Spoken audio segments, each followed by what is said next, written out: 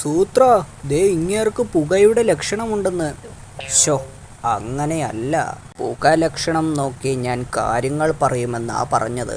ഉദാഹരണത്തിന് ദാ ഈ മരം എത്ര കാലം ഇങ്ങനെ നിൽക്കുമെന്ന് പറയാം. ആദ്യം മരത്തിൻ്റെ ഒരു കമ്പൊടിച്ച് ഈ കനലിലിടണം.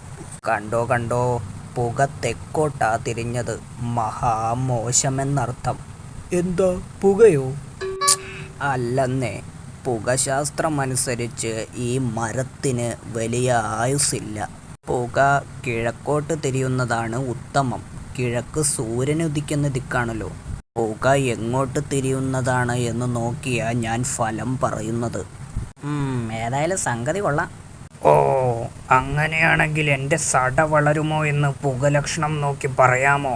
സടത ഇത്രയും വളരണം, മരുന്നൊന്നും ഫലിക്കുന്നില്ല. ലക്ഷണപ്പിശകു വല്ലതും ഉണ്ടോ എന്ന് നോക്കാം. സടയിലെ ഒരു രോമം തരാമോ? ഓ, പുക തെക്കോട്ട് തിരിഞ്ഞു. എടോ, കടിയൻ്റെ സടയുടെ കാര്യം കട്ടപ്പുക. കാറ്റ് വീശുന്നത് കൊണ്ടായിരിക്കും, ഒന്നുകൂടി നോക്കടോ. പുകച്ചേട്ടാ, ഞങ്ങൾ ഗുഹയിൽ കാണും കേട്ടോ.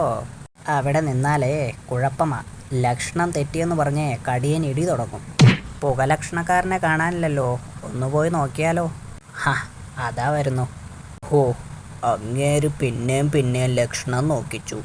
അവസാനം ഭാഗ്യത്തിന് കാറ്റ് വീശി പുക കിഴക്കോട്ടായി തിരിഞ്ഞു.